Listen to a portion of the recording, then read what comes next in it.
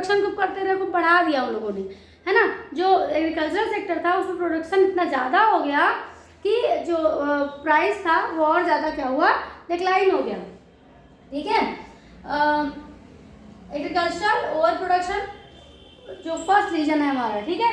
Second है decline, मतलब इसी में जो और इसके जो जुड़े हुए रीजन है, तो डिक्लाइन ऑफ प्राइस। अब जब ओवर प्रोडक्शन होगा तो प्राइस ऑब्वियस सी बात है कि गिरेगा।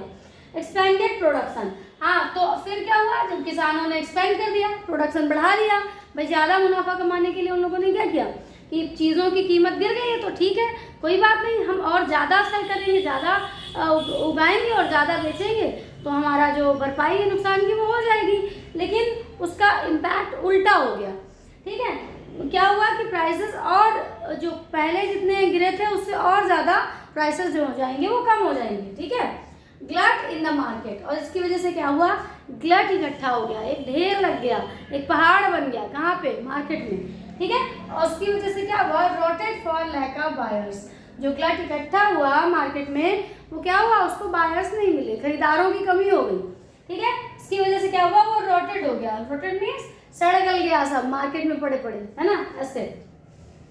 इन 1923 US became overseas money lender. देखो ये सेकंड रीजन जो हमारा है, सेकंड रीजन क्या है, तो सेकंड रीजन है यूएस, ठीक है। यूएस ने क्या किया, देखो 1923 में जो यूएस था वो बहुत बड़ा मनी लेंडर बन के निकला आया था, उसने सबको खूब पैसा बांटा था, सबको खूब उधार दिया था, ठीक है। पूरे यूरोप में सबको उधार दे के बैंक वगैरह सेट कराई थी उसने, ठीक है। तो इन्होंने कहा था कि सब अपनी वो कर लो, ये 23 में ही क्यों, क्योंकि जो फर्स्ट वर्ल्ड वॉर है उसके बाद जो पोस्ट वॉर रिकवरी होनी थी, मतलब लोगों की आर्थिक स्थिति खराब हो गई थी, तो अमेरिका इससे बचा हुआ था, ठीक है। तो इसने क्या किया, इसने लोगों को पैसा बांटा कि तुम लोग भी अपनी जो इकोनॉमिक कंडीशन है उसको अच्छा कर लो, हमसे पैसा ले लेके, उधार ले लेके, ठीक है। तो इसने को पैसे बांटे थे, है ना।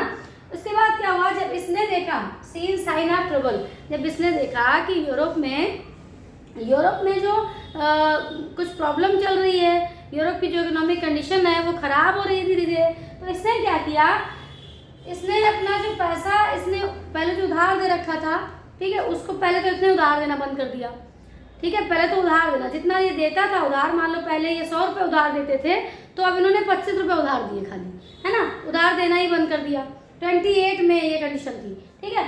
उसके बाद क्या हुआ कि इसने लोन दे रखा था, जो यूरोप की मार्केट में इसका जो लोन था बढ़ा हुआ, वो इसने विड्रॉ करना स्टार्ट कर दिया, वो इसने लोगों से वापस मांगना स्टार्ट कर दिया, ठीक है।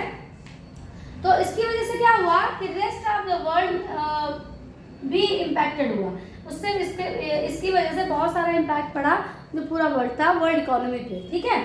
क्या हुआ, बैंक्स फेल्ड इन यूरोप। सबसे पहले क्या हुआ, जब इसने पैसा देना बंद कर दिया, जो बैंक वगैरह इसके पैसे से चल रही थी, तो वो बैंक्स क्या हो गई, फेल हो गई, ठीक है, वो टूटने लगी, बैंक खत्म होने लगी। सेकेंड है कोलैप्स ऑफ करेंसीज, जैसे जो ब्रिटेन का पाउंड, ब्रिटेन में चलता है पाउंड की जो था वो कोलैप्स हो गया, मतलब उसकी वैल्यू ही खत्म हो गई, ठीक है। कोलैप्स ऑफ करेंसीज, कई जगह पे करेंसीज जो है यूरोप में उनकी वैल्यू खत्म हो गई, ठीक है।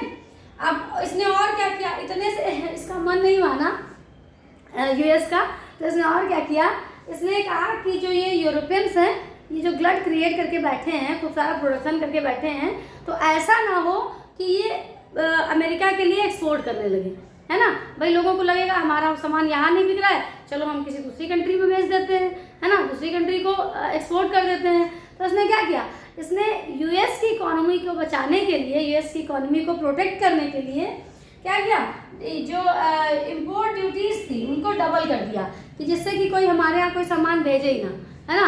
जब इम्पोर्ट ड्यूटीज़ बहुत ज़्यादा रहेंगी तो कोई क्यों अपना सामान भेजेगा, है ना। तो इसने इम्पोर्ट ड्यूटीज़ जो थी उनको डबल कर दिया, लेकिन इससे हो नहीं पाया, इससे खुद को बचा नहीं पाए, बल्कि हुआ क्या, US banking system itself collapsed. US का बैंकिंग सिस्टम भी क्या हो गया, कोलैप्स हो गया, क्योंकि ये लोन बांट के बैठे थे और इनको लोन जो था वो वापस नहीं मिला, विड्रॉल उसका नहीं कर पाए, ठीक है। और बाय 1933 4,000 बैंक्स हैड क्लोज्ड, और 1933 तक आते आते देखा गया कि काफ़ी सारी बैंक्स जो थी वो कोलैप्स हो चुकी थी, मतलब बंद हो चुकी थी। 4,000 बैंक्स जो है वो बंद हो चुकी थी, ठीक है। और बिटवीन 29 टू 32, 29 से लेकर 32 तक करीब कितनी कंपनी क्लोज हो गई, तो 1,10,000 कंपनीज जो थी वो क्या हो गई, क्लोज हो गई, ताला पड़ गया, सब में बंद हो गई, ठीक है। उसके बाद क्या देखा गया, तो by 1935 modest economic recovery was underway in most industrial countries. और 1935 में आकर के देखा गया धीरे धीरे जो इंडस्ट्रियल कंट्रीज थी, ठीक है, इंडिया नहीं, जो इंडस्ट्रियल कंट्रीज थी वहाँ पे मॉडेस्ट सुधार जो है वो देखा गया, मतलब धीरे धीरे उन लोगों ने फिर से स्पीड पकड़ी, मतलब फिर से ग्रोथ स्टार्ट हुई वहाँ पे, ठीक है। तो ये था। अब ग्रेट डिप्रेशन मेरे ख्याल से समझ आ गया होगा। देखो एक बार फिर मैं बता देती हूँ, ग्रेट डिप्रेशन क्या था, तो कुछ नहीं था, सिर्फ ओवर प्रोडक्शन उसका एक रीज़न था। मतलब एग्रीकल्चर का इतना ज़्यादा, एग्रीकल्चरल गुड्स का इतना ज़्यादा प्रोडक्शन हो गया कि उसकी वजह से मार्केट में उसको खरीदार नहीं मिले, जिसकी वजह से प्राइसेस बहुत ज़्यादा गिर गए। और जब प्राइसेस गिर गए तो क्या हुआ, चीज़ें मार्केट में सड़ने लगी, है ना।